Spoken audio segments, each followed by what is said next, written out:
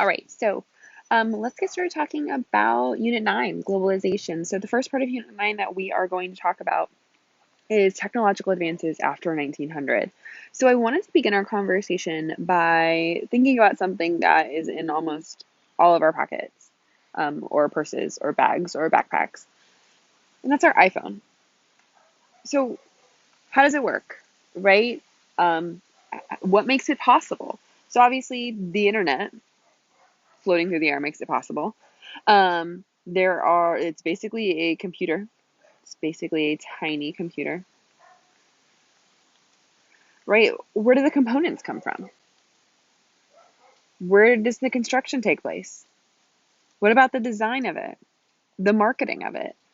Think of all of the interconnected pieces that go into something as ubiquitous, which means widespread, as our iPhones, right? It says on the box, designed by Apple in California. Well, what does that mean? What's going on at Apple in California? But it's manufactured, it's assembled in China. Who's doing the assembling? So what enables that design to go from California, the Apple campus, to sweatshops in China? The internet, shipping containers, airplanes, all of these things make the construction, design, manufacture, and marketing of our iPhones possible. So here is kind of something to highlight that, right? It says your iPhone's 500,000-mile journey to your pocket. And in this article, it walks us through kind of the entire realm of every single part, from the minerals and metals within the chips of the iPhones to how they make the home button and the material that makes the home button so sensitive, all of those things. And it just kind of, right, this role that transportation in the 20th and 21st century plays is absolutely mind-boggling, which brings us to kind of the first must know concept for this topic, which is new modes of communication, including radio communication, cellular communication, and the internet, as well as transportation, including air travel and shipping containers, reduce the problem of geographic distance. Geographic distance isn't a problem, right, for a majority of the world. There is no such thing as geographic distance. It doesn't matter because I can use the internet, like things like Zoom, to talk to anyone at any time, anywhere on the planet. It is absolutely amazing. So the second must know concept is about energy technologies. So the use of petroleum and nuclear power, right? So there's a nuclear power plant in Orange County. But we're going to spend a lot of our time not a lot of our time, we're going to spend a second looking at petroleum and how it raised productivity and increased the production of material goods. So petroleum, a lot of it makes gas. The rest, over half, is used to make things like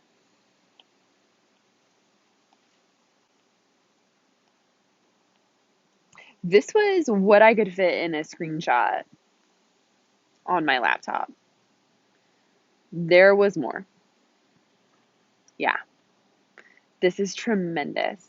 Right, when we think of what plastic, a lot of plastics come from petroleum, and how important it is that we can make all of these things from petroleum.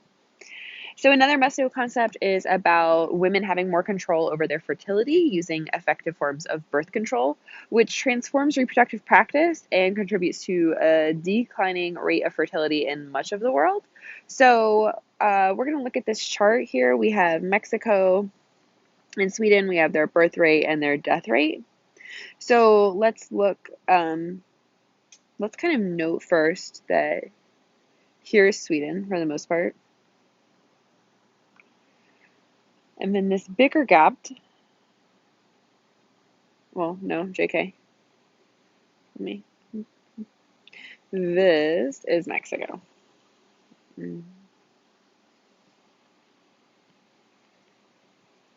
So Mexico has always had kind of a tremendously higher birth rate than Sweden, right?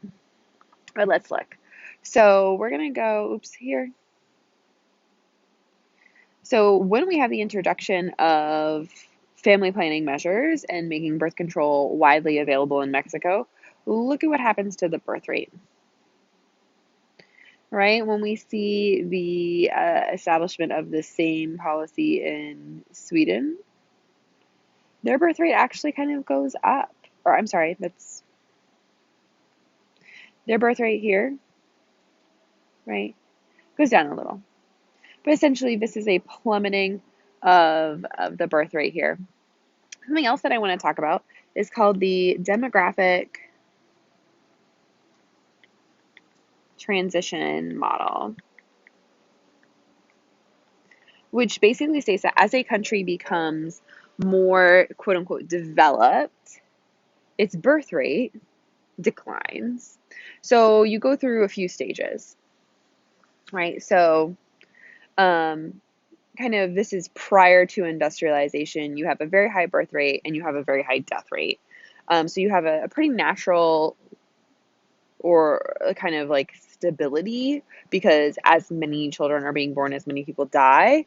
And here's kind of why there is this high birth rate. Many children are needed for farming, and lots of children die at an early age. So you have to have more in order to kind of guarantee that some survive.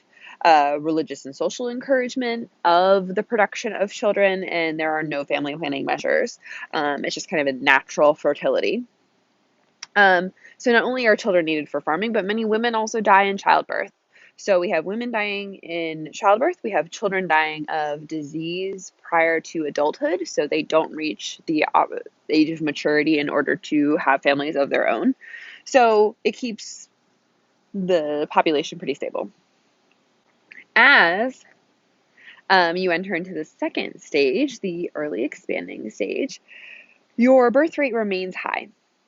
But because of the introduction of medical care, clean water, sanitation, resulting in fewer children dying, you have this rapidly increasing population because more children are surviving to adulthood because the death rate is so low.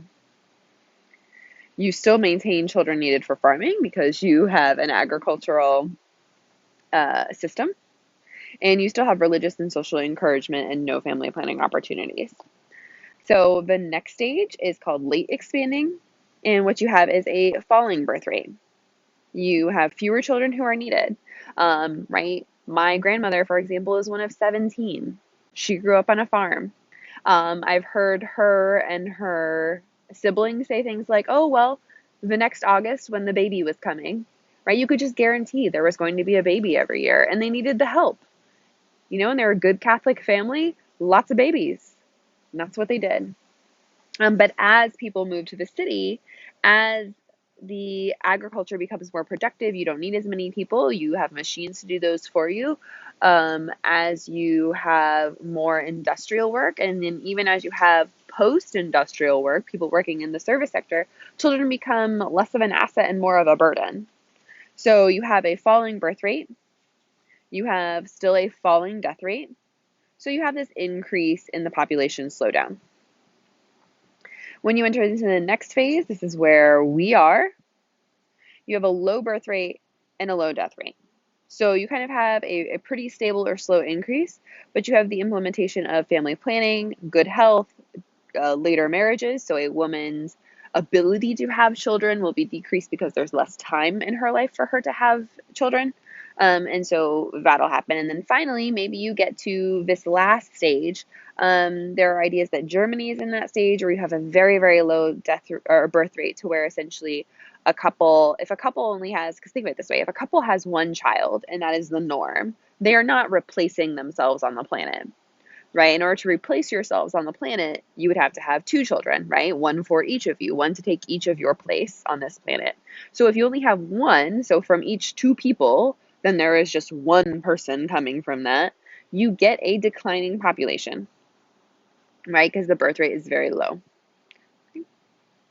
So the next thing that we're going to talk about is the Green Revolution and commercial agriculture, and that they are able to increase productivity and sustain the Earth's growing population because the Green Revolution, the GR we're going to call it, spreads chemical and genetically modified agriculture. So it's increase in fertilizer, an increase in genetically modified high yield varieties of crops, an increased use of pesticides, right? And all of these, this kind of has good benefits, right? So there's food for people. People get to eat. Hooray. Bad. Chemicals, fertilizers, right? Think about what's going on in Florida with all of the, bad algae and the red tide all coming from fertilizers. It also is kind of not equitably distributed around the world.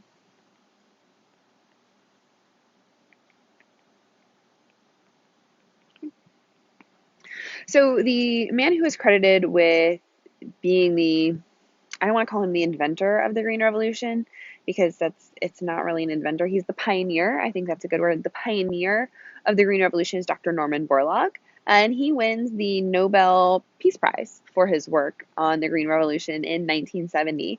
This is what he has to say. In the developing countries, the land is tired, worn out, depleted of plant nutrients, and often eroded. Crop yields have been low, near starvation level, and stagnant for centuries.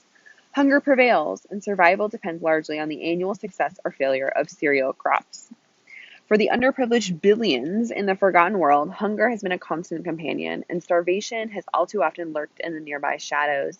To millions of these unfortunates who have long lived in despair, the Green Revolution seems like a miracle that has generated new hope for the future. The Green Revolution has won a temporary success in man's war against hunger and deprivation. It has given man a breathing space. If fully implemented, the revolution can provide sufficient food for sustenance for the next 3 decades. So he's estimating until 2000. But the frightening power of human reproduction must also be curbed. Otherwise, the success of the Green Revolution will be ephemeral only, right? That it'd only be temporary, rather. So essentially, he's saying that yes, we have increased food production, but our population growth is so rapid that it will not be able to sustain itself. So now we're kind of talking about the effects, right? So that was the causes. There, people are hungry, and the effects. How the Green Revolution affects rural people depends on whether they are wage earners, cultivators, or consumers, whether they come from landed or landless, rich or poor, male or female-headed households. Studies on the impact of the Green Revolution have shown that technological change can generate major social benefit,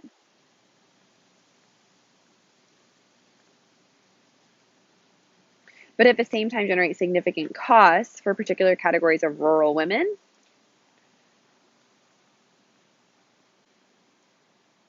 that are different in kind and intensity from those experienced by men.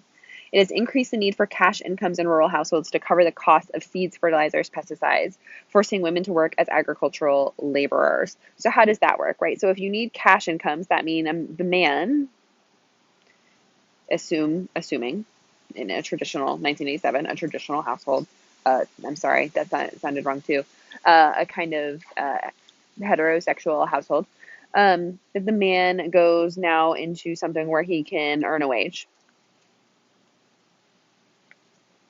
And the women now are doing the agricultural work, the kind of heavy, manual, physical agricultural work.